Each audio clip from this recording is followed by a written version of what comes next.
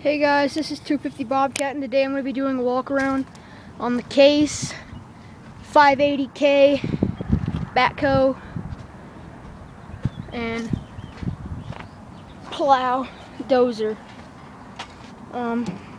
Just kind of walk around. It's got a nice steel blade on the front. Hydraulics, rubber tires. There's the inside. Steering wheel, power steering, big rubber tires. There's the step up. Here's the hydraulics for the backhoe. Here's the backhoe. It's got 4 teeth on it.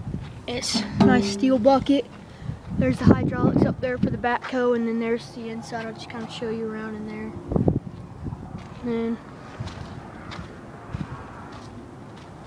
engine in there, exhaust, and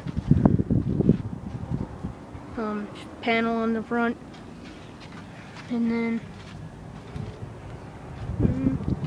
that looks like that's about it for my walk around on the Case 850K backhoe and dozer.